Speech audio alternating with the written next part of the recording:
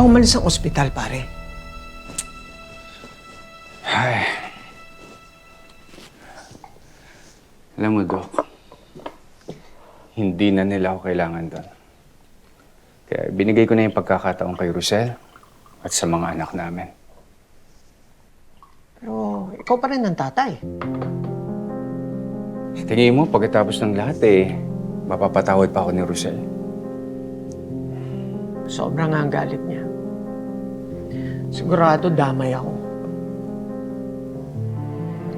Well, handa na akong harapin lahat ng consequences. Pero ikaw, Doc, hindi ka dapat madamay. Paano? Accessory ako sa krimen, pare.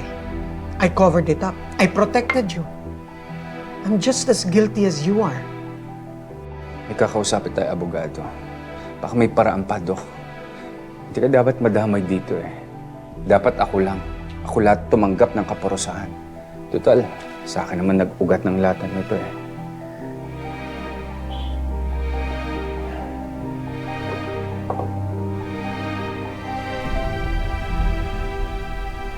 Madam Jacinta,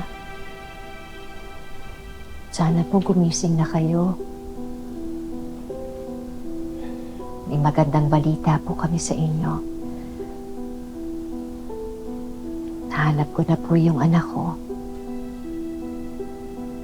At buhay nga ho siya. Nakakasama na po natin siya pero hindi lang ho natin alam. Si Belle po. Si Belle po yung anak ko. Sana po gumising na kayo para makasama po namin kayo sa celebration.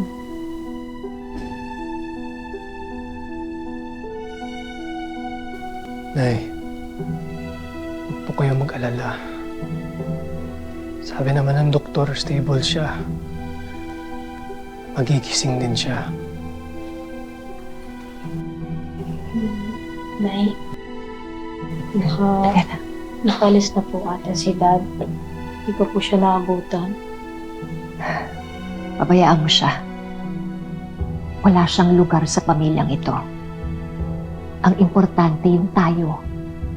Lalo-lalo na kayong dalawa. Nay, paano po si Tali? Oo nga, Nay. Galit pa rin siya kay Belle. Akong bahala. Kakausapin ko si Tali.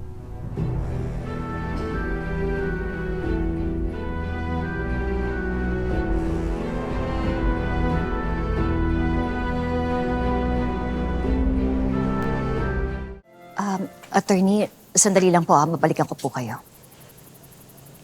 Sige, mauna na kayong pumasok sa loob. Susunod ako. Kausapin ko lang si attorney. Beth, tara.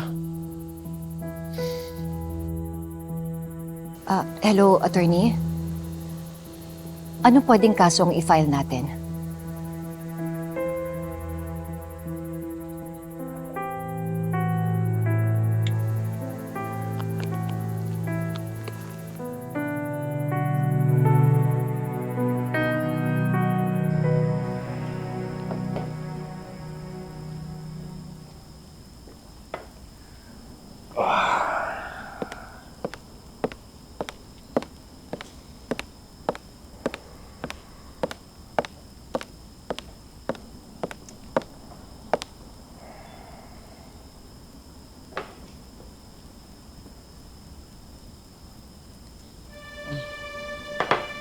Hi, Chris.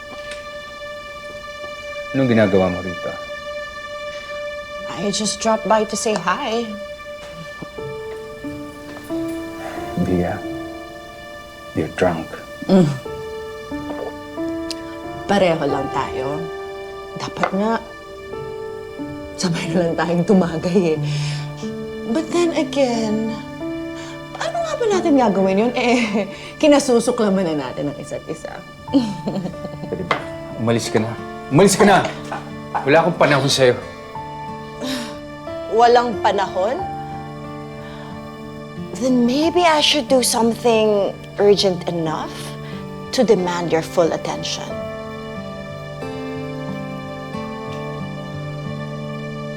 Like what? Wala ka nang pwedeng sabihin sa akin para pabaksakin ako, Bia. Dahil sadsad na ako! Oops! Meron pa. Baka nakakalimutan mo yung sikreto. Paano kung sabihin ko kay Rosel na ikaw ang nagnakaw kay Belle?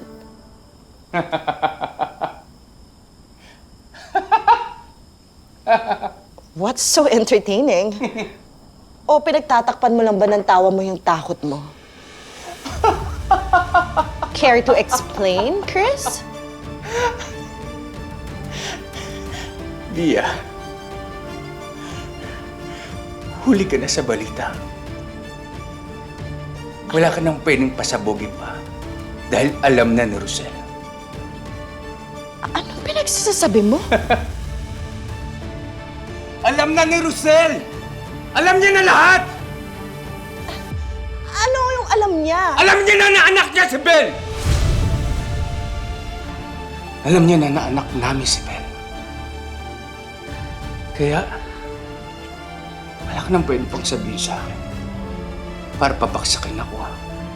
It's too late. Alam na ni Rosel ang lahat ng sikreto ko. Ano ba ginagawa ko? Naghihintay na lang ako. Naghihintay ako na makulong ako! Yun na lang ang hinihintay ko! Well, buti nga sa'yo. Because you deserve it. Well, at least ako, handa akong makulong. Eh, ikaw, kaya mo bang makulong? Sa tingin mo, absuelto ka na, Bia.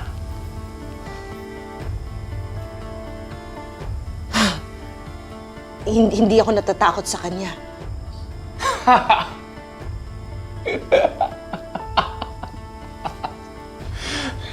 Bia, baka hindi mo alam. Lahat na may kasalanan kay Rosel, paghihigantihan niya. At kasama ka ron! Kasama ka! Kaya tignan natin, mararanasan mo rin ang galit ng isang Rosel.